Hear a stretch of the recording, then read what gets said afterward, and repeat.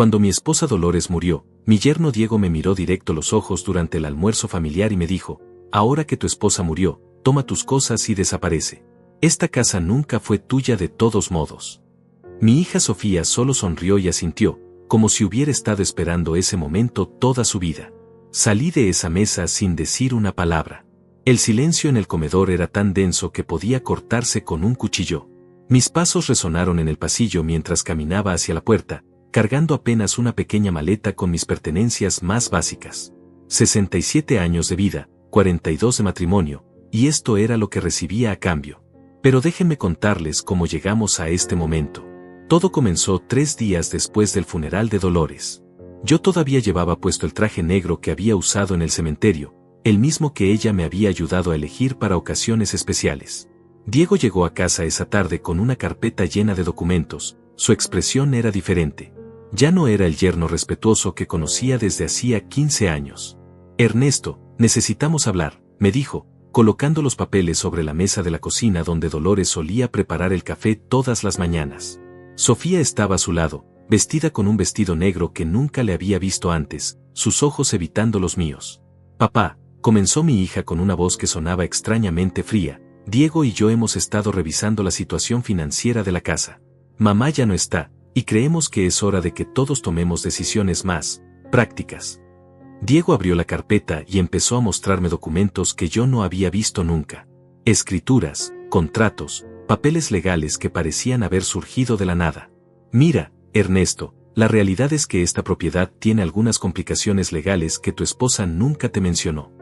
Yo me quedé allí sentado, todavía procesando el dolor de haber perdido a mi compañera de vida, mientras ellos me explicaban algo sobre hipotecas secundarias y deudas que supuestamente Dolores había contraído sin mi conocimiento. Todo sonaba confuso, pero yo estaba demasiado devastado para cuestionar los detalles. Lo que estamos tratando de decirte, papá, es que quizás sería mejor que encontraras un lugar más pequeño, más adecuado para una persona sola, continuó Sofía, jugando nerviosamente con su anillo de matrimonio. Diego y yo podemos hacernos cargo de todos los trámites legales y financieros.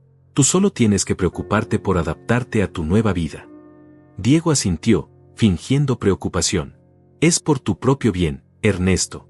Esta casa es demasiado grande para ti solo, y los gastos de mantenimiento son enormes. Nosotros podemos manejar todo esto mientras tú te instalas en un apartamento más cómodo. En ese momento, algo dentro de mí debería haberse activado. Después de 30 años trabajando como gerente en el Banco Nacional, después de haber visto miles de estafas y manipulaciones financieras, debería haber reconocido las señales.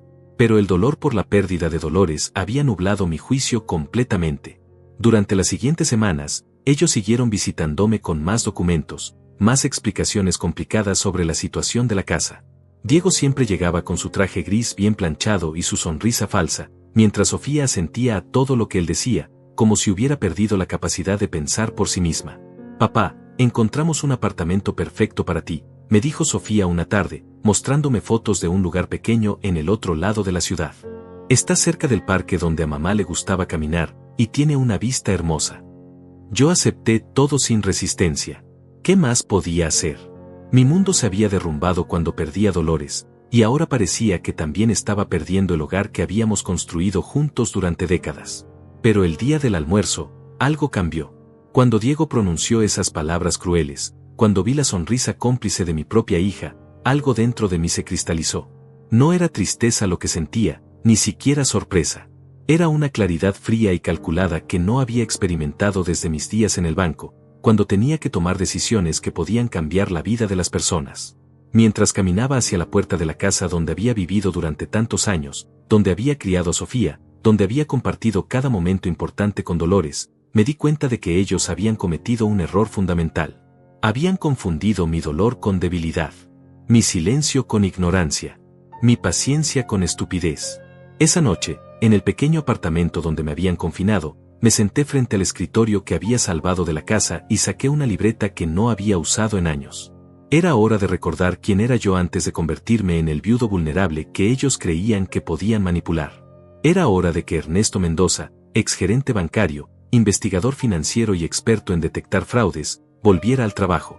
Al día siguiente, me desperté con una claridad mental que no había sentido desde antes de la muerte de Dolores. Me preparé un café negro, el mismo que ella solía hacerme todas las mañanas durante 42 años, y me senté a reflexionar sobre todo lo que había sacrificado por esa familia que ahora me había dado la espalda. Recordé cuando Sofía tenía 18 años y quería estudiar medicina en la universidad privada más cara de la ciudad. Dolores y yo habíamos ahorrado durante años para su educación, pero no era suficiente. Sin dudarlo, hipotequé la casa que habíamos comprado con tanto esfuerzo y saqué un préstamo de $50,000 para cubrir todos sus gastos universitarios. Papá, te prometo que cuando sea doctora, te voy a devolver hasta el último centavo, me había dicho Sofía aquella noche, abrazándome con lágrimas en los ojos. Siempre cuidaré de ti y de mamá. Ustedes son lo más importante en mi vida. Pero Sofía nunca terminó medicina. En el tercer año conoció a Diego, un hombre 10 años mayor que ella, que trabajaba en una empresa de bienes raíces y conducía un auto deportivo rojo que parecía impresionarla más que sus propios estudios. Dejó la universidad para casarse con él, y los $50,000 se convirtieron en una deuda que yo seguí pagando durante 5 años más. Diego había llegado a nuestras vidas como el yerno perfecto. Siempre con flores para Dolores, siempre con palabras amables para mí, siempre hablando de lo afortunado que se sentía de formar parte de nuestra familia. Don Ernesto, usted es como el padre que nunca tuve, me decía cada domingo cuando venían a almorzar. Cuando ellos quisieron comprar su primera casa, yo no dudé en avalar el préstamo. $75,000 que el banco me autorizó porque confiaban en mi historial crediticio impecable. Es solo una formalidad, papá, me había explicado Sofía. Diego tiene un trabajo estable, pero necesitamos tu firma para conseguir una tasa de interés mejor. Después vino el negocio de Diego.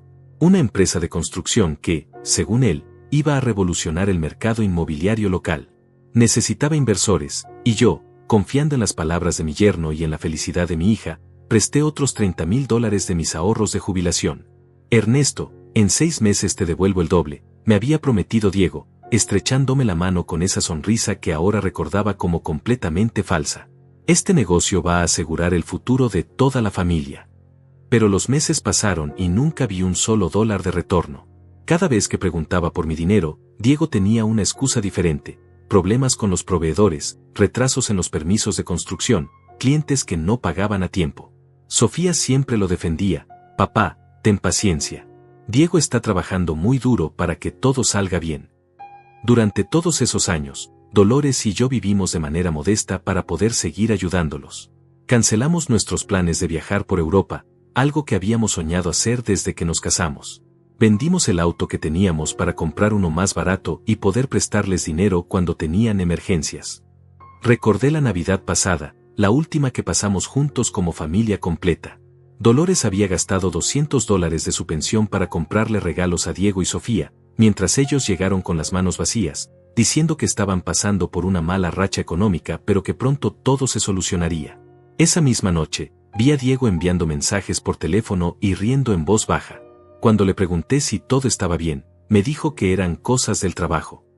Más tarde me enteré por una vecina que lo había visto cenando en el restaurante más caro de la ciudad con una mujer que no era mi hija. Pero yo mantuve silencio, como siempre, porque confiaba en ellos, porque amaba a mi hija más que a mi propia vida, porque creía que la familia era sagrada y que todos los sacrificios valían la pena si mantenían unidos a los que amaba. Cuando Dolores se enfermó, los gastos médicos fueron enormes. El seguro cubrió parte de los tratamientos, pero necesitábamos dinero para los medicamentos experimentales que podrían salvarle la vida. Sin pensarlo 2 veces, saqué los últimos $20,000 que tenía en mi cuenta de ahorros personales. Papá, mamá va a estar bien, me había dicho Sofía mientras firmaba los cheques en el hospital. Cuando ella se recupere, Diego y yo nos vamos a hacer cargo de todos los gastos que has tenido. Es lo mínimo que podemos hacer. Pero Dolores no se recuperó. Y cuando murió, en lugar de recibir apoyo y consuelo de mi familia, recibí una expulsión humillante de mi propia casa. Sentado en ese apartamento pequeño y frío, hice cálculos rápidos en mi libreta. Durante 15 años, había invertido más de $170,000 en Diego y Sofía. Mi casa estaba hipotecada por culpa de ellos. Mis ahorros habían desaparecido por culpa de ellos. Mi jubilación estaba comprometida por culpa de ellos. Pero lo que más me dolía no era el dinero. Era la traición. La forma en que habían aprovechado mi amor incondicional por Sofía. La manera en que habían usado mi dolor por la muerte de Dolores como una oportunidad para deshacerse de mí. Esa noche, algo dentro de mí cristalizó completamente. No era ira lo que sentía, era algo mucho más peligroso, determinación fría y calculada. Durante 30 años en el banco, había aprendido que la venganza más efectiva no es la que grita, es la que susurra. No es la que explota, es la que erosiona lentamente hasta que todo se derrumba. Me levanté de la silla y caminé hacia el pequeño archivero donde había guardado todos los documentos importantes de mi vida. Saqué una carpeta que no había abierto en años, mis contactos profesionales del banco, investigadores privados con los que había trabajado en casos de fraude, abogados especializados en estafas financieras. Diego y Sofía habían cometido el error más grande de sus vidas. Habían pensado que por ser viejo, por estar de luto, por parecer vulnerable, iba a ser fácil de manipular. No sabían que Ernesto Mendoza, el hombre que había detectado docenas de esquemas de lavado de dinero, que había desenmascarado estafadores profesionales, que había protegido millones de dólares de las manos de criminales financieros, estaba a punto de volver al trabajo. Pero esta vez, el caso era personal. Y cuando un experto en fraudes tiene motivos personales, no hay criminal financiero que pueda esconderse. Abrí mi laptop y empecé a hacer las primeras llamadas. Era hora de descubrir qué secretos escondían Diego y Sofía. Era hora de que pagaran por cada dólar robado, por cada mentira dicha, por cada lágrima que me habían hecho derramar. La cacería había comenzado. A las 6 de la mañana del día siguiente, me desperté con la misma puntualidad que había mantenido durante mis 30 años en el banco.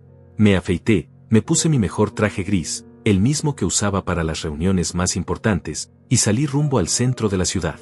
Tenía trabajo que hacer. Mi primera parada fue el Banco Nacional, donde había trabajado durante 3 décadas. Aunque estaba jubilado, todavía mantenía contactos en todos los departamentos. María Elena, la gerente de investigaciones financieras, me recibió con una sonrisa genuina. Don Ernesto, qué sorpresa verlo por aquí. ¿Cómo está sobrellevando todo después de la partida de Doña Dolores? Estoy bien, María Elena.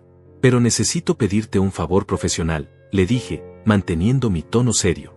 Necesito que investigues el historial crediticio completo de Diego Ramírez Morales. Número de cédula 1105847392. Es mi yerno, y tengo sospechas de algunas irregularidades financieras. María Elena frunció el ceño. Como ex gerente del banco, yo tenía autorización para solicitar este tipo de información en casos de investigación de fraude donde estuviera involucrado como avalista o cofirmante. Y técnicamente, yo había avalado varios préstamos de Diego. 2 horas después, tenía en mis manos un reporte que me hizo entender la magnitud del engaño. Diego no solo estaba en quiebra, sino que había estado mintiendo sistemáticamente durante años. Su empresa de construcción había cerrado hace 8 meses por deudas impagas de más de $200,000. Tenía 3 tarjetas de crédito completamente saturadas, con deudas que sumaban $60,000. Su casa estaba en proceso de embargo por no pagar la hipoteca durante 6 meses consecutivos. Pero lo más revelador era que había usado mi casa como garantía colateral para un préstamo de $80,000 que había solicitado el mes pasado, falsificando documentos que indicaban que yo había dado mi consentimiento. La firma en los papeles era una imitación burda de la mía, pero aparentemente había sido suficiente para engañar a un banco pequeño que no conocía mi letra. María Elena, le dije, esto es fraude documentado. Quiero que prepares un expediente completo con todas las irregularidades que encuentres. Mi siguiente parada fue la oficina de Javier Hernández, un investigador privado con quien había trabajado en varios casos de lavado de dinero durante mis años en el banco. Javier era discreto, eficiente y tenía contactos en lugares que preferían mantenerse en las sombras. Javier, necesito que investigues todos los movimientos de Diego Ramírez y mi hija Sofía durante los últimos 6 meses. Gastos, viajes, compras importantes, todo lo que puedas encontrar. Javier asintió sin hacer preguntas. Conocía mi reputación y sabía que si yo solicitaba una investigación, era porque había razones sólidas para hacerlo. Mientras esperaba los resultados de Javier, decidí hacer mi propia investigación de campo. Manejé hasta el barrio donde supuestamente vivían Diego y Sofía, en la casa que yo había ayudado a financiar. Lo que encontré me confirmó lo que ya sospechaba. Había un cartel de "Se vende" frente a la propiedad, y a través de las ventanas pude ver que la casa estaba completamente vacía. Hablé con la vecina de al lado, una señora mayor que estaba regando sus plantas. Disculpe, ¿sabe qué pasó con la familia que vivía aquí? Ay, señor, se fueron hace como 3 meses en medio de la noche. Dejaron la casa hecha un desastre y con las cuentas de servicio sin pagar. Mi esposo dice que los vio cargando un camión con todas sus cosas como si fueran fugitivos. Esa información me dio la pieza que me faltaba del rompecabezas. Diego y Sofía no solo estaban en bancarrota, sino que habían estado viviendo una mentira durante meses. Cada vez que venían a visitarnos a Dolores y a mí, llegaban desde quién sabe dónde, fingiendo que todo estaba bien en sus vidas. Al día siguiente, Javier me llamó con información que superó mis peores expectativas. Ernesto, tu yerno es un caso de estudio en irresponsabilidad financiera. Ha estado viviendo de préstamos y estafas menores durante al menos 2 años. Encontré registros de que vendió el auto que manejaba, que estaba financiado, y nunca pagó las cuotas restantes. También descubrí que alquiló un apartamento en el centro bajo el nombre de tu hija, pero fueron desalojados el mes pasado por no pagar la renta. ¿Y dónde están viviendo ahora?, pregunté. En un motel barato en las afueras de la ciudad. El Motel San Marcos. Habitación 237. Han estado pagando día a día porque no tienen dinero para pagar una semana completa. La ironía era perfecta. Mientras ellos me habían echado de mi propia casa, diciéndome que busque un lugar más pequeño, ellos estaban viviendo en condiciones que rayaban en la indigencia. Pero mi investigación no se detuvo ahí. Usando mis contactos en el sistema financiero, descubrí que Diego había estado aplicando a préstamos en diferentes bancos usando información falsa, incluyendo referencias laborales de empresas que no existían y estados financieros completamente inventados. El golpe de gracia llegó cuando María Elena me llamó con información adicional. Don Ernesto, encontré algo más. Tu yerno solicitó una tarjeta de crédito adicional en tu cuenta hace 2 meses, falsificando tu firma y usando una dirección falsa como respaldo. La tarjeta tiene un límite de $15,000 y ya está completamente utilizada. Eso era el colmo. No solo habían robado mi casa y manipulado mis emociones, sino que habían estado cometiendo fraude de identidad usando mi información personal. Cada nueva revelación me confirmaba que la traición había sido planificada meticulosamente durante meses, posiblemente años. Esa noche, me senté en mi pequeño apartamento y organicé toda la información que había recopilado. Tenía evidencia documental de fraude, falsificación de documentos, uso indebido de garantías colaterales, fraude de identidad, y una larga lista de deudas impagas que sumaban más de $300,000. Diego y Sofía no solo eran unos traidores, eran criminales financieros en toda regla. Y yo tenía en mis manos las herramientas para destruir completamente sus vidas, tal como ellos habían intentado destruir la mía. Pero la venganza fría requiere paciencia y estrategia. No iba a confrontarlos todavía. Primero, iba a dejar que se hundieran un poco más en su propia desesperación. Porque cuando finalmente decidiera actuar, quería que estuvieran completamente vulnerables, completamente desesperados, completamente a mi merced. Llamé a mi abogado, Hugo Méndez, un especialista en derecho financiero que había conocido durante mis años en el banco. Hugo, necesito que prepares demandas por fraude, falsificación de documentos y uso indebido de garantías. Te voy a enviar un expediente completo. ¿Contra quién, Ernesto? Contra mi yerno y mi hija. Hubo un silencio largo del otro lado de la línea. ¿Estás seguro de que quieres hacer esto? Nunca he estado más seguro de algo en mi vida. La red estaba tendida. Ahora solo tenía que esperar a que cayeran. No tuve que esperar mucho tiempo para ver los primeros resultados de mi investigación silenciosa. Una semana después de haber puesto en marcha mi plan, recibí una llamada de María Elena desde el banco. Don Ernesto, pensé que le interesaría saber que el Banco Comercial del Centro rechazó 3 solicitudes de préstamo de su yerno en los últimos 5 días. Aparentemente, nuestro reporte de investigación llegó a su sistema de alertas de fraude. Sonreí por primera vez en semanas. El círculo se estaba cerrando más rápido de lo que había anticipado. En el mundo financiero, una vez que tu nombre aparece en las listas de riesgo, es casi imposible conseguir crédito en cualquier institución legítima. 2 días después, Javier me llamó con una actualización que superó mis expectativas. Ernesto, tu yerno está desesperado. Lo vi ayer en 3 casas de empeño diferentes, tratando de vender un reloj y unos aretes que parecían ser de oro. Por las caras que pusieron los empleados, creo que ni siquiera eran auténticos. ¿Y mi hija? Sofía estuvo en la oficina de empleo municipal toda la mañana. Llenó solicitudes para trabajos de mesera, cajera, cualquier cosa que encuentre. Se ve diferente. Ya no es la mujer elegante que solía ser. La información me dio una satisfacción amarga. La misma hija que me había echado de casa con una sonrisa en los labios ahora estaba buscando trabajos que probablemente consideraba por debajo de su dignidad hace apenas unas semanas. Pero mi golpe maestro estaba aún por venir. Hugo, mi abogado, me había conseguido una cita con el juez encargado de los casos de fraude financiero. Como ex gerente bancario con un historial impecable, mi testimonio tenía peso considerable en el sistema judicial.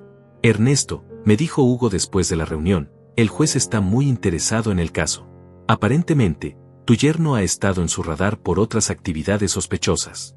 Tu evidencia podría ser la pieza que faltaba para procesar varios casos de fraude menores que no habían podido resolver.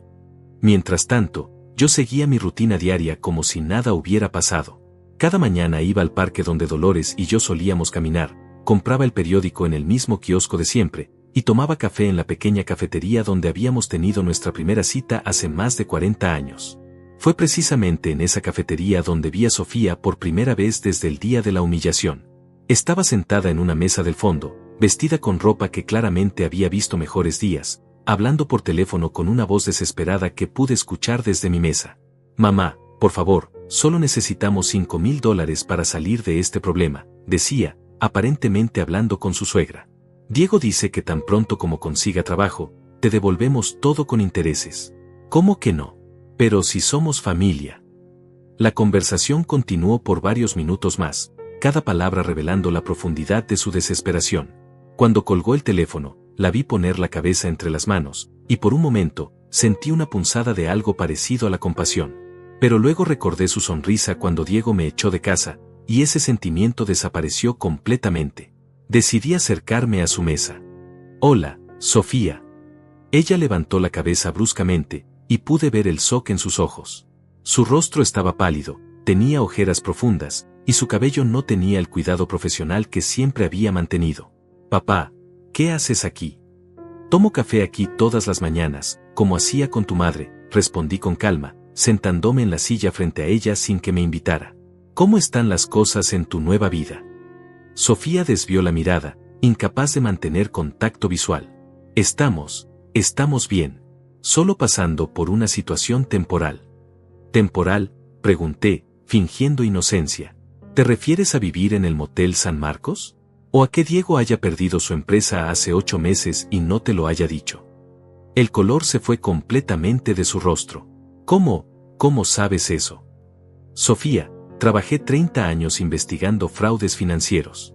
¿Realmente pensaste que no iba a descubrir la verdad sobre su situación? Mi voz era calmada, pero cada palabra estaba calculada para causar el máximo impacto. Ella empezó a temblar ligeramente. Papá, puedo explicarte todo. Diego me dijo que era solo una mala racha, que pronto todo se iba a arreglar. ¿Como cuando me dijo que me devolvería los $30,000 que le presté para su negocio? ¿O como cuando prometió que pagarían la hipoteca de la casa que avalé para ustedes? Saqué una carpeta de mi maletín y coloqué algunos documentos sobre la mesa. ¿O te refieres a cuando falsificó mi firma para usar mi casa como garantía en un préstamo de $80,000? Sofía miró los documentos con horror creciente. Papá, yo no sabía nada de eso. Diego nunca me dijo. ¿Tampoco sabías que abrió una tarjeta de crédito a mi nombre y ya gastó $15,000? ¿O que ustedes fueron desalojados de su casa hace 3 meses y han estado mintiéndome desde entonces? Cada revelación era como un golpe físico para ella. Pude ver el momento exacto en que se dio cuenta de que su esposo no solo le había mentido a mí, sino también a ella. Papá, escúchame, empezó con voz quebrada, yo nunca quise que las cosas llegaran a esto.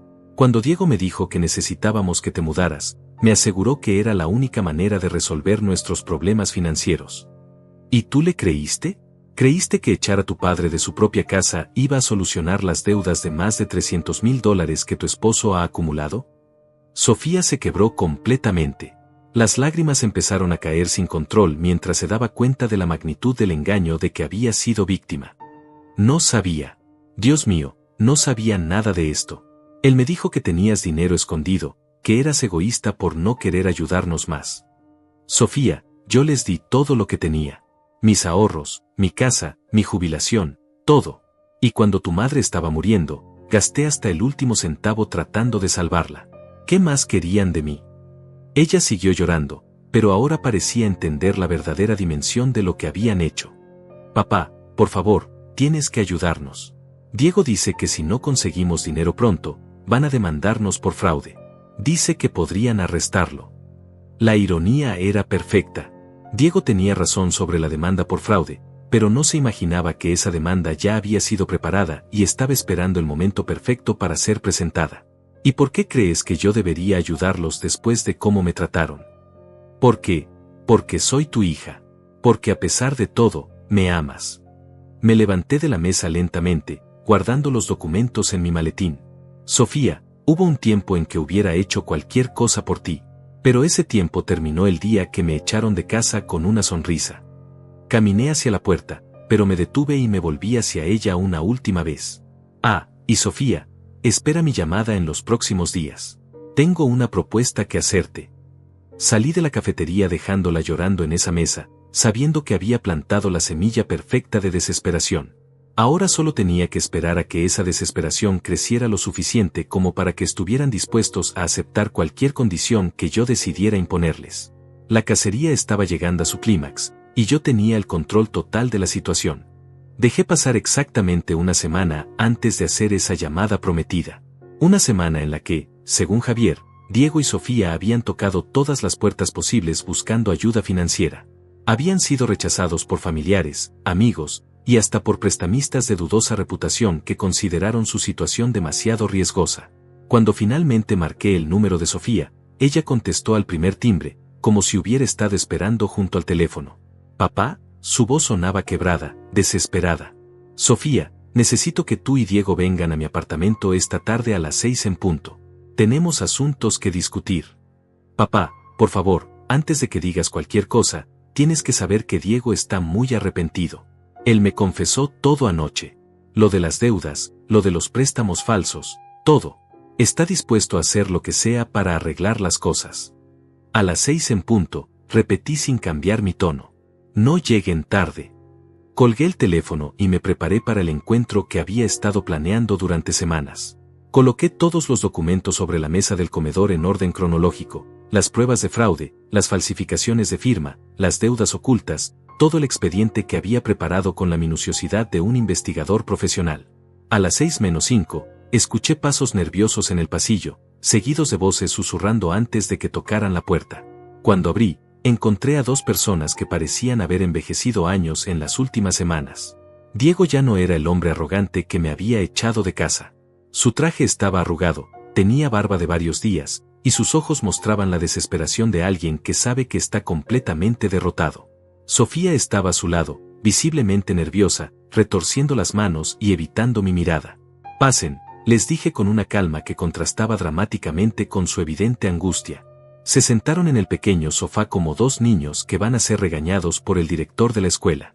El silencio en la habitación era tan tenso que podía cortarse con un cuchillo. «Diego», comencé, sentándome frente a ellos con la carpeta de documentos en mis manos, «¿recuerdas lo que me dijiste hace 3 semanas? Ahora que tu esposa murió, toma tus cosas y desaparece. Esta casa nunca fue tuya de todos modos». Diego tragó saliva audiblemente. «Don Ernesto, yo estaba pasando por mucho estrés. No debía haber hablado así. Estoy muy arrepentido». ¿Arrepentido de haberme hablado así, o arrepentido de haber sido descubierto? Abrí la carpeta y saqué el primer documento. «Porque, verás, he estado haciendo mi propia investigación sobre ustedes». Les mostré el reporte del banco que detallaba todas las deudas de Diego. $200,000 en deudas comerciales por tu empresa fantasma. 60,000 en tarjetas de crédito. 80,000 en el préstamo fraudulento que sacaste usando mi casa como garantía. Con cada cifra que mencionaba, veía como Diego se hundía más en el sofá. Sofía lo miraba con una mezcla de horror y traición, como si estuviera viendo a un extraño. «Pero eso no es todo», continué, sacando más documentos. «También descubrí los $15,000 que robaste de mi cuenta personal usando una tarjeta de crédito falsificada. Y los 30,000 que pediste prestado para tu negocio y que nunca tuviste intención de devolver». «Papá, yo no sabía nada de esto», murmuró Sofía con lágrimas en los ojos. «Diego me dijo que solo tenían algunos problemas temporales». «Sofía, tu esposo es un criminal. No un hombre con problemas financieros temporales, un criminal que ha estado cometiendo fraude sistemáticamente durante años». Saqué otro documento. ¿Sabías que ha estado viviendo de estafas menores? Vendió un auto que no había terminado de pagar, alquiló propiedades con información falsa, y hasta intentó falsificar referencias laborales. Diego finalmente encontró su voz, pero sonaba completamente diferente al hombre arrogante que me había echado de casa. Don Ernesto, sé que cometí errores, pero puedo explicárselo todo. La economía está muy difícil, mi empresa quebró por culpa de la pandemia, tuve que tomar decisiones desesperadas. Decisiones desesperadas. Mi voz se mantuvo calmada, pero había acero en cada palabra. ¿Cómo falsificar mi firma? ¿Cómo robar mi identidad? ¿Cómo usar la muerte de mi esposa para manipular emocionalmente a mi hija y echarme de mi propia casa? El silencio que siguió era ensordecedor. Diego no tenía respuesta para eso porque no había justificación posible para lo que había hecho. Ahora, continué, sacando el último conjunto de documentos, déjenme explicarles cuál es su situación legal actual. Puse sobre la mesa las demandas que Hugo había preparado. Fraude financiero, falsificación de documentos, robo de identidad, uso indebido de garantías colaterales. En total, estamos hablando de delitos que podrían resultar en 10 a 15 años de prisión. Sofía soltó un gemido ahogado, mientras Diego se puso pálido como un fantasma. Papá, por favor, suplicó Sofía, tiene que haber algo que podamos hacer. Diego puede conseguir trabajo, podemos vender todo lo que tenemos, podemos. ¿Vender qué, Sofía? No tienen nada. Viven en un motel de mala muerte, fueron desalojados de su casa, no tienen auto, no tienen trabajo estable, y tienen deudas por más de $300,000. Diego finalmente rompió. Don Ernesto, se lo ruego, no presente esas demandas. Haré lo que sea, pero no puedo ir a la cárcel. Por favor, tiene que haber una manera de resolver esto. Ahí estaba. El momento que había estado esperando. El hombre que me había humillado, que había abusado de mi dolor, que había destruido la confianza de mi propia hija, ahora estaba rogando por mi misericordia. Me recosté en mi silla y los observé por un largo momento. Dos personas completamente quebradas, completamente a mi merced, completamente conscientes de que su futuro dependía enteramente de mi decisión. Existe una posibilidad, dije finalmente, viendo cómo sus ojos se iluminaban con una esperanza desesperada. Pero mis condiciones van a ser muy específicas, y no van a ser negociables. Lo que sea, dijo Diego inmediatamente. Aceptamos cualquier condición. Primero van a escuchar todas mis condiciones antes de aceptar nada, respondí con firmeza. Porque una vez que acepten, no habrá vuelta atrás. Y si incumplen cualquier parte del acuerdo, estas demandas serán presentadas inmediatamente, y no habrá segunda oportunidad. Sofía asintió vigorosamente, mientras Diego parecía estar conteniendo la respiración. Muy bien, dije, saboreando este momento de control absoluto. Déjenme explicarles exactamente qué van a hacer para ganarse mi perdón. Me levanté lentamente de mi silla y caminé hacia la ventana, dándoles la espalda mientras formulaba mentalmente las condiciones que había estado perfeccionando durante semanas. El silencio en la habitación era absoluto, roto solo por la respiración agitada de Diego y los sollozos contenidos de Sofía. Condición número 1, comencé sin voltearme, Diego va a confesar públicamente todos sus fraudes. No solo a mí, sino a cada persona que estafó, a cada banco que engañó, a cada institución que defraudó. Y va a hacerlo por escrito, con documentos notariados que yo voy a supervisar personalmente. Escuché un gemido ahogado detrás de mí, pero continué sin pausa. Condición número 2, van a devolver cada centavo que me robaron. Los $170,000 que invertí en ustedes durante 15 años, más los intereses correspondientes, calculados a la tasa bancaria actual. Eso suma aproximadamente $210,000. Papá, eso es imposible, murmuró Sofía. No tenemos ese dinero, no tenemos nada. Me volví hacia ellos con una expresión que los hizo retroceder instintivamente. ¿Imposible? ¿Cómo era imposible que me echaran de mi propia casa? ¿Cómo era imposible que usaran la muerte de mi esposa para manipularme? Mi voz se mantuvo baja, pero cada palabra cortaba como un cuchillo. Nada es imposible cuando realmente quieren algo. Diego carraspeó nerviosamente. ¿Cómo esperaría que consiguiéramos esa cantidad? Esa es su problema, no el mío. Pueden trabajar, pueden vender todo lo que les quede, pueden pedir préstamos a quien quiera prestárselos. Pero cada mes, sin excepción, van a depositarme mínimo $2,000 hasta completar la suma total. $2.000 al mes. Sofía parecía estar calculando mentalmente. Eso significa 8 años y 10 meses de pagos constantes, completé la frase. Considerando que me robaron 15 años de mi vida, creo que es un plazo bastante generoso. Diego estaba temblando visiblemente. Don Ernesto, eso significa que tendríamos que vivir prácticamente en la pobreza durante casi 9 años. Exactamente, respondí sin una pizca de compasión. Tal como ustedes planearon que yo viviera después de robarme todo lo que tenía. Regresé a mi asiento y saqué más documentos de la carpeta. Condición número 3. Diego va a someterse a terapia psicológica obligatoria para ludópatas y adictos a las estafas. 2 sesiones por semana durante 5 años, con reportes mensuales que me serán enviados directamente. Yo no soy un ludópata, protestó Diego débilmente. ¿No? Entonces, ¿cómo llamas a apostar el futuro de tu familia en esquemas fraudulentos? ¿Cómo llamas a seguir mintiendo incluso cuando todo se está derrumbando? Lo miré fijamente. Diego, eres un adicto a las estafas, y como cualquier adicto, necesitas tratamiento profesional. Continué con mi lista implacable. Condición número 4. Sofía va a escribir una carta de disculpa a su madre muerta. Una carta donde explique cómo permitió que su esposo manipulara su dolor, cómo traicionó la memoria de la mujer que la crió, y cómo falló como hija en el momento en que más la necesitaba. Sofía rompió a llorar abiertamente. Papá, eso es cruel. Cruel. Mi voz se endureció. ¿Sabes qué es cruel, Sofía? Echar a tu padre de casa 3 días después del funeral de su esposa. Eso es cruel. Saqué otro documento.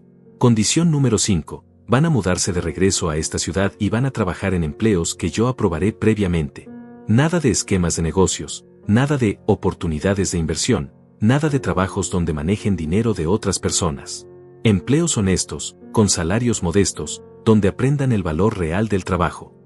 Diego se veía completamente derrotado. ¿Y si no conseguimos trabajo aquí? Entonces será mejor que empiecen a buscar con más urgencia. Porque tienen exactamente 30 días para mudarse y conseguir empleo, o estas demandas van directo al fiscal. Condición número 6. Continué, disfrutando cada momento de mi control absoluto. Van a vivir en un apartamento que yo elegiré, en el barrio que yo decida, con el presupuesto que yo apruebe. Nada de lujos, nada de gastos innecesarios. Van a aprender a vivir con lo básico, como yo tuve que aprender después de que me robaran todo. Sofía levantó la cabeza con desesperación. ¿Por cuánto tiempo van a durar estas condiciones? Hasta que me hayan pagado hasta el último centavo, hasta que Diego complete su terapia, y hasta que yo considere que han aprendido realmente el valor de la familia y el respeto. Hice una pausa dramática. En otras palabras, probablemente por el resto de sus vidas. Diego se veía como si fuera a vomitar. Don Ernesto, esas condiciones básicamente nos convierten en sus esclavos. No, lo corregí con frialdad, los convierte en personas que pagan las consecuencias de sus actos. Durante años, ustedes me trataron como su banco personal, como alguien de quien podían tomar ventajas sin consecuencias. Ahora van a aprender que cada acción tiene un precio. Saqué el último documento de la carpeta. Condición número 7, y la más importante, van a firmar un contrato legal donde reconocen todos sus fraudes, aceptan todas estas condiciones, y renuncian a cualquier derecho de herencia sobre mis propiedades. Si yo muero antes de que terminen de pagarme, mi patrimonio irá a organizaciones benéficas, no a ustedes. El silencio que siguió fue absoluto. Podía ver las ruedas girando en sus cabezas mientras procesaban la magnitud de lo que les estaba pidiendo. No era solo dinero, era una transformación completa de sus vidas, una humillación sistemática que duraría años. ¿Y si aceptamos todo esto?, preguntó Sofía con voz quebrada. Si cumplen todas las condiciones, al final de los 8 años y 10 meses, las demandas penales serán archivadas permanentemente. Tendrán una segunda oportunidad de ser una familia real, basada en respeto mutuo y honestidad. ¿Y si no aceptamos?, murmuró Diego, aunque su tono sugería que ya conocía la respuesta. Entonces estas demandas van al fiscal mañana mismo. Diego irá a prisión por un mínimo de 10 años, Sofía enfrentará cargos como cómplice, y yo me aseguraré de que toda la ciudad conozca exactamente qué tipo de personas son ustedes. Me levanté y puse el contrato sobre la mesa frente a ellos. Tienen exactamente 5 minutos para decidir. O firman ahora y empiezan a reconstruir sus vidas bajo mis términos, o salen de aquí y se preparan para las consecuencias legales de sus actos. Miré mi reloj deliberadamente. El tiempo empieza ahora. La habitación se llenó de una tensión tan densa que parecía física. Diego y Sofía se miraron el uno al otro, comunicándose en silencio mientras la realidad de su situación se asentaba completamente. Estaban a punto de aprender que confundir bondad con estupidez había sido el error más caro de sus vidas. Los 5 minutos se sintieron como una eternidad. Diego y Sofía intercambiaban miradas desesperadas, susurrando entre ellos mientras yo permanecía sentado, observándolos con la misma frialdad con la que un cazador observa a su presa herida.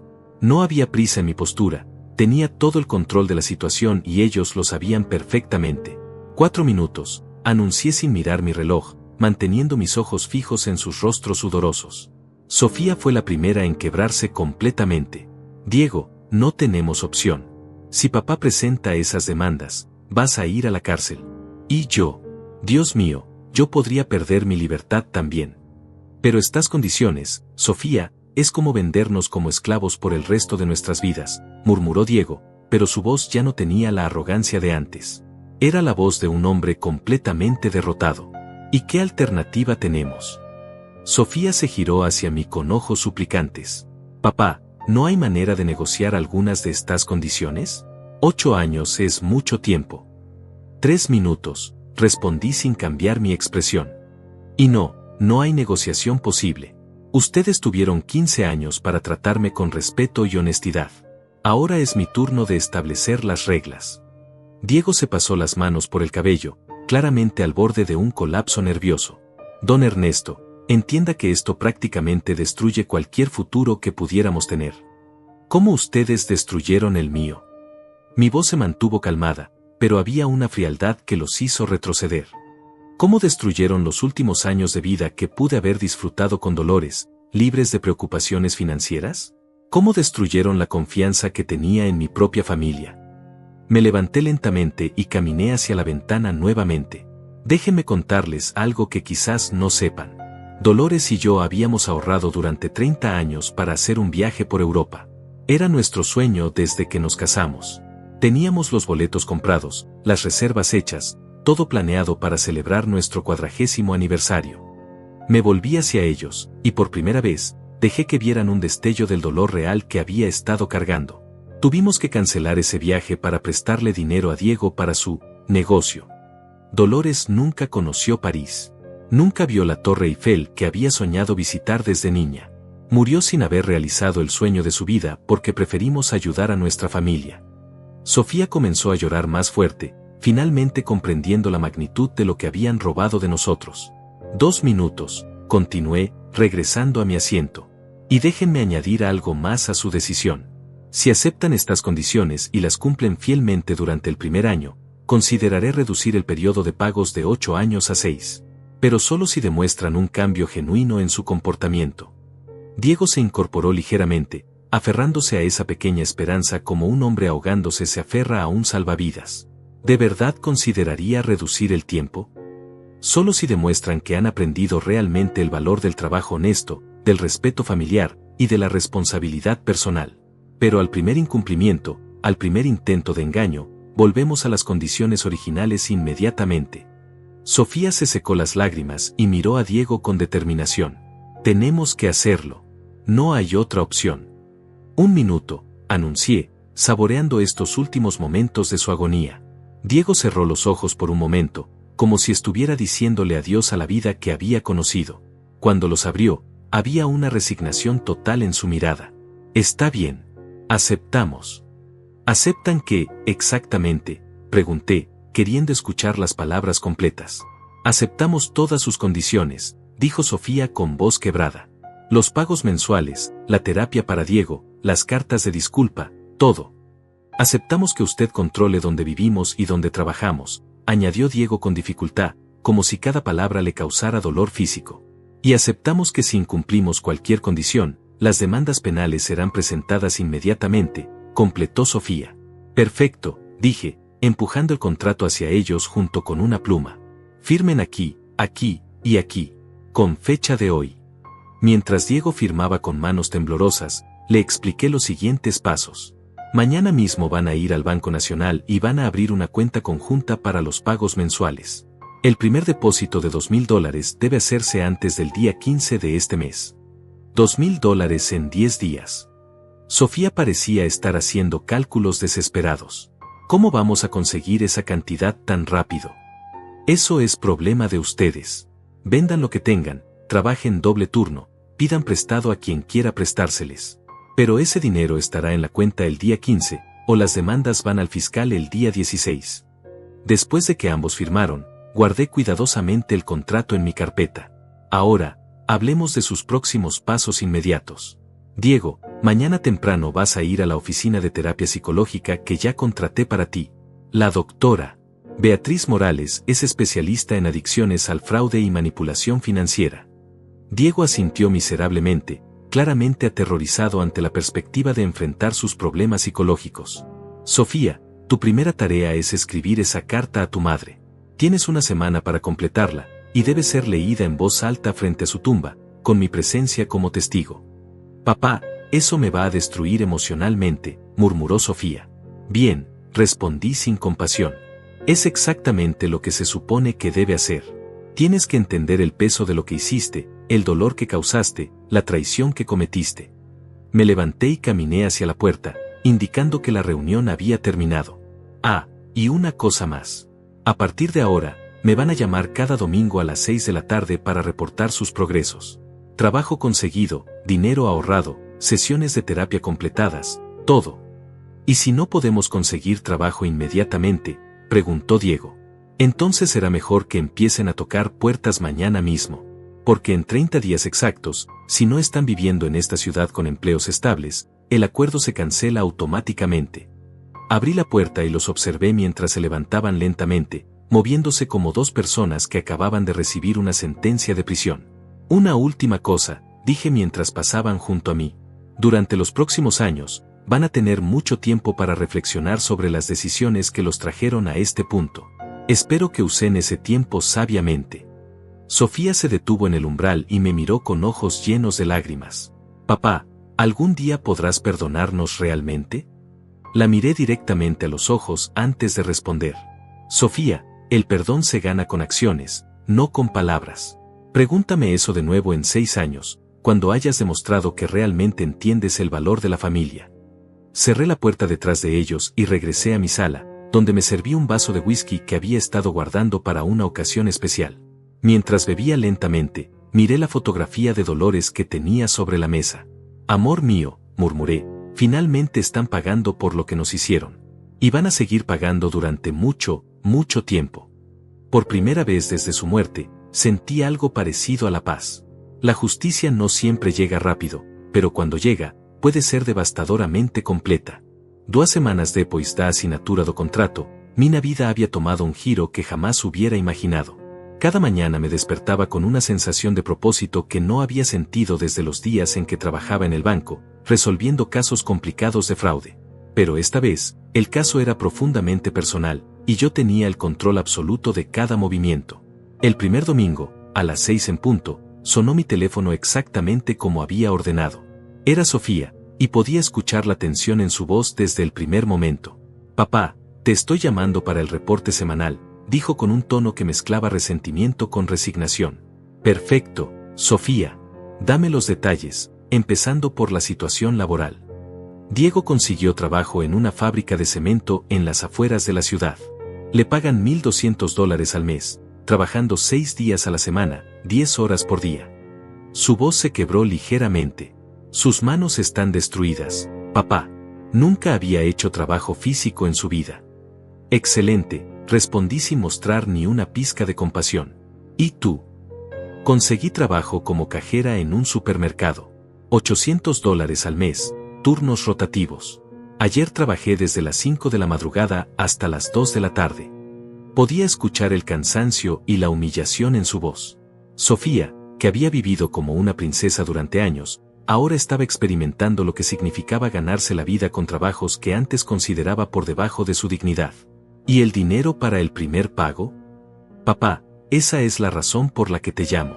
Solo hemos juntado $1,400.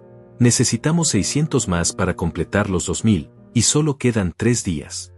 Eso suena como un problema de ustedes, no mío, respondí fríamente. El acuerdo era claro, $2,000 el día 15, sin excepciones.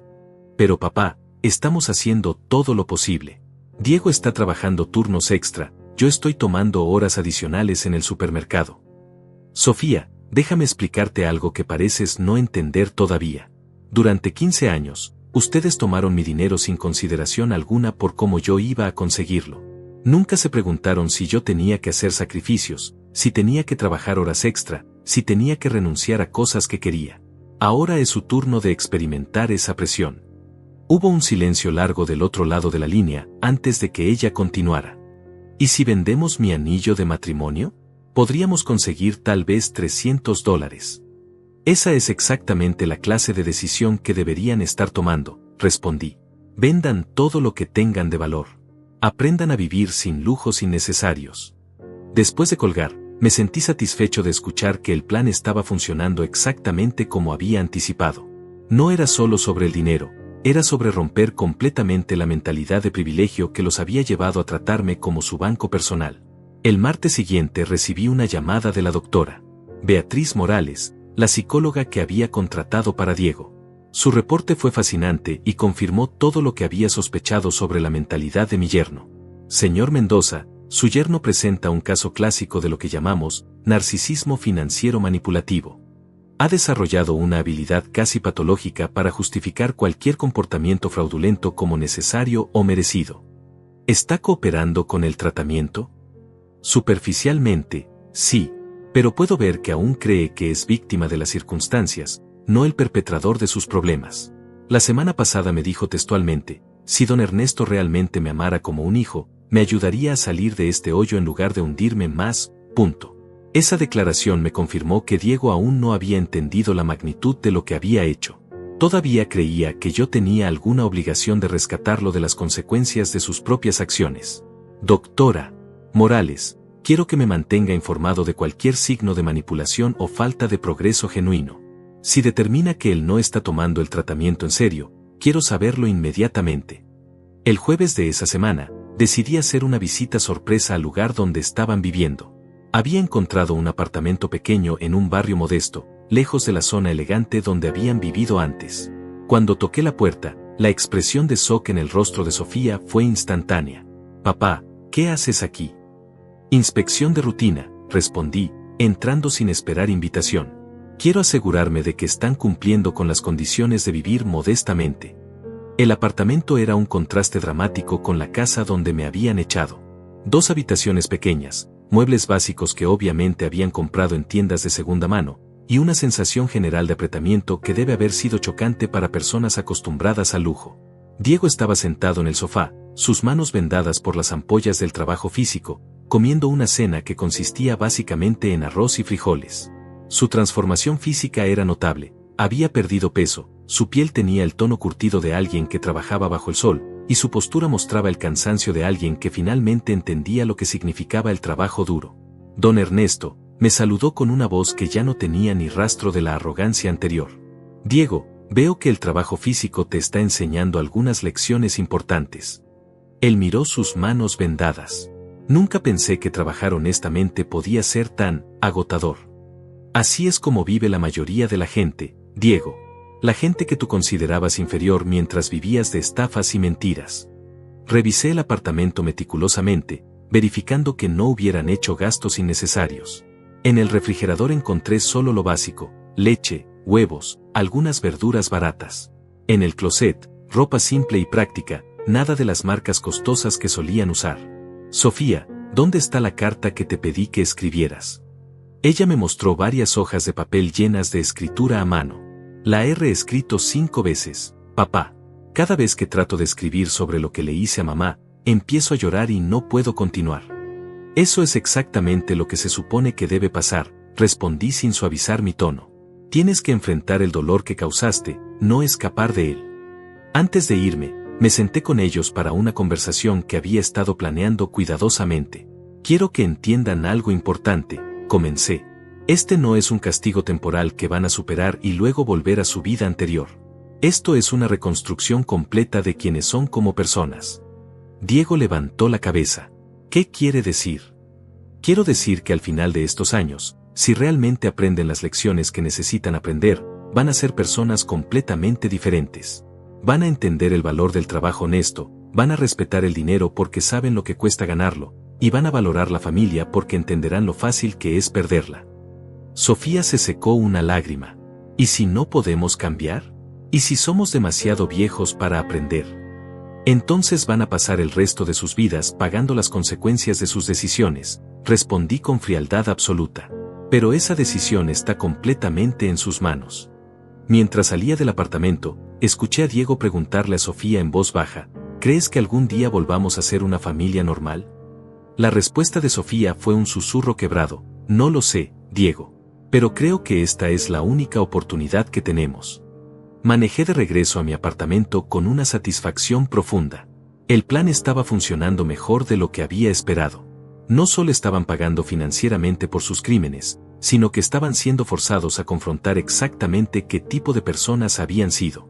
Esa noche, mientras cenaba tranquilamente, reflexioné sobre lo diferente que se sentía tener control sobre mi propia vida nuevamente.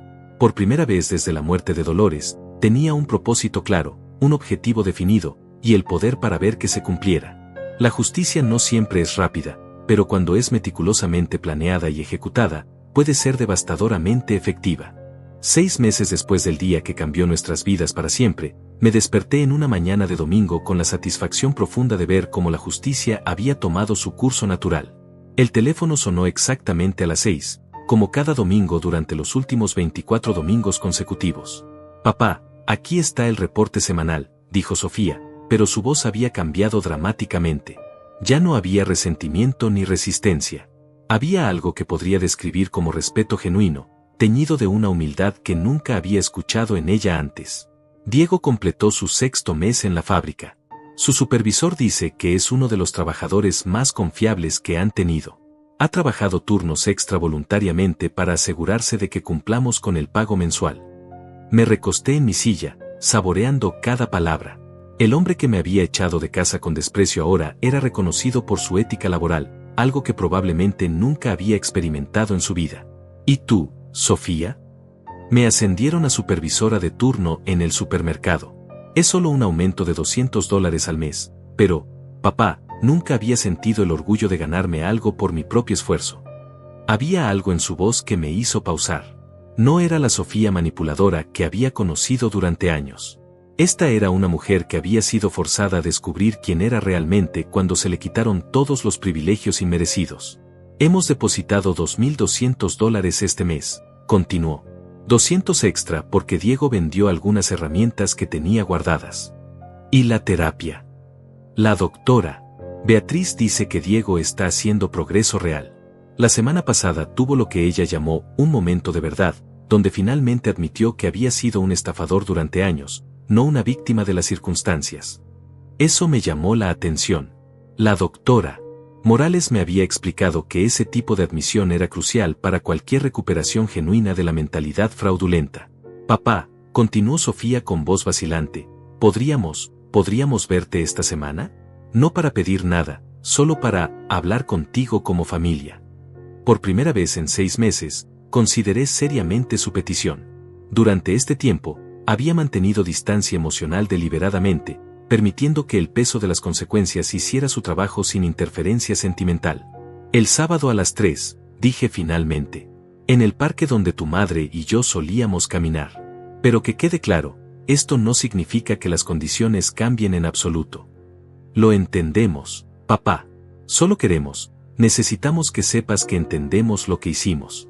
Cuando llegué al parque el sábado, los encontré sentados en la misma banca donde Dolores y yo nos habíamos sentado miles de veces durante nuestros 42 años de matrimonio. La transformación física de ambos era notable. Diego había perdido al menos 20 kilos, su piel estaba curtida por el trabajo bajo el sol, y sus manos mostraban los callos del trabajo honesto. Sofía se veía mayor, pero había algo en sus ojos que nunca había visto antes, una profundidad que viene solo del sufrimiento genuino y la reflexión forzada. Don Ernesto, dijo Diego levantándose cuando me acerqué, gracias por venir. Me senté frente a ellos, manteniendo mi postura formal. Tienen 15 minutos. Hablen. Diego respiró profundamente antes de comenzar. Quiero pedirle perdón, pero no de la manera superficial que lo he hecho antes. Quiero que sepa que finalmente entiendo la magnitud de lo que hice. Explícate. Durante 6 meses, he estado trabajando junto a hombres que mantienen familias completas con el dinero que yo gastaba en una sola cena. He visto padres que trabajan 2 empleos para poder comprarle zapatos a sus hijos, mientras yo estaba robándole a usted los ahorros de toda una vida. Sus ojos se llenaron de lágrimas, pero continuó. La doctora Beatriz me hizo escribir una lista de todas las mentiras que le dije, todas las veces que manipulé situaciones para conseguir dinero. Don Ernesto, esa lista tiene 43 páginas. Sofía tomó la palabra, su voz quebrada pero firme. Papá, escribí la carta a mamá como me pediste. La he leído en su tumba todos los domingos durante 3 meses. Cada vez que la leo, entiendo más profundamente lo que perdimos por mi cobardía. Sacó un sobre arrugado de su bolso. Esta es la versión final. Quería que la leyeras. Tomé la carta y la leí en silencio. Era devastadora en su honestidad brutal. Sofía había detallado no solo su traición hacia mí, sino cómo había traicionado la memoria de su madre, cómo había permitido que la manipulación de Diego destruyera los valores que Dolores había trabajado tan duro para inculcarle. Mamá, decía una parte de la carta, te fallé de la manera más profunda posible. Permití que mi esposo tratara a papá como un banco, no como el hombre que nos amó incondicionalmente durante décadas. Te fallé cuando más necesitabas que fuera la hija que tú criaste, no la mujer débil en la que me había convertido. Cuando terminé de leer, miré a mi hija directamente a los ojos. ¿Y qué has aprendido de todo esto? He aprendido que el amor no es tomar todo lo que alguien está dispuesto a dar, respondió con lágrimas corriendo por sus mejillas. He aprendido que ser familia significa proteger y cuidar, no explotar y usar. He aprendido que tú y mamá merecían respeto, no porque fueran nuestros padres, sino porque eran buenas personas que sacrificaron sus propios sueños por nosotros. Diego asintió vigorosamente. Don Ernesto, durante estos 6 meses he entendido algo que nunca había comprendido antes. Usted no nos debe nada. Nunca nos debió nada. Todo lo que nos dio fue por amor, y nosotros lo convertimos en una obligación. Me levanté lentamente de la banca y caminé hacia el estanque donde Dolores solía alimentar a los patos. Ellos me siguieron en silencio, respetando mi necesidad de procesar lo que habían dicho. Durante 30 años trabajé en el banco, comencé sin voltearme hacia ellos, vi cientos de familias destruidas por la codicia, la manipulación y la falta de respeto. Siempre pensé que mi familia era diferente. Me volví para enfrentarlos. Ustedes me demostraron que mi familia no era diferente. Era peor, porque la traición venía de las personas en quienes más confiaba. Diego bajó la cabeza. Lo sabemos, don Ernesto, y sabemos que no tenemos derecho a pedir perdón. Tienen razón, respondí sin suavizar mi tono. No tienen derecho a pedirlo, pero han ganado el derecho a empezar a merecerlo. Sofía levantó la cabeza con sorpresa. ¿Qué quiere decir? Quiero decir que por primera vez en 6 meses, veo señales de que realmente entienden lo que hicieron. No están actuando arrepentidos para manipularme, están genuinamente cambiados por las consecuencias de sus acciones. Saqué un documento de mi chaqueta. Esto es una modificación al contrato original. Debido a su comportamiento ejemplar durante estos 6 meses, estoy reduciendo el periodo de pagos de 8 años a 5 años. Sus rostros se iluminaron con una esperanza cautelosa. Pero, continué, hay condiciones adicionales. Van a seguir viviendo modestamente durante esos 5 años. Van a seguir con trabajos honestos. Y van a dedicar 10 horas al mes a trabajo voluntario en un hogar de ancianos, para que entiendan lo que significa cuidar a personas mayores con respeto y dignidad. Aceptamos, dijeron al unísono. Además, añadí, cuando completen los 5 años, si han cumplido fielmente todas las condiciones, consideraré restaurar parcialmente la relación familiar. No volvemos al pasado, pero podemos construir algo nuevo basado en respeto mutuo. Caminé hacia la salida del parque, pero me detuve una última vez. Una cosa más. Confundieron mi bondad con estupidez, mi paciencia con debilidad, mi amor con obligación. Ahora saben con quién están tratando realmente. Mientras manejaba de regreso a casa, pasé por la casa donde había vivido con Dolores durante tantos años. Había decidido recuperarla legalmente. Mis abogados habían anulado el préstamo fraudulento que Diego había conseguido usando mi propiedad como garantía. Esa noche, Me senté en la terraza de mi apartamento, bebiendo el mismo whisky que había reservado para celebrar la justicia. Miré las estrellas y le hablé mentalmente a Dolores. Amor mío, finalmente han aprendido.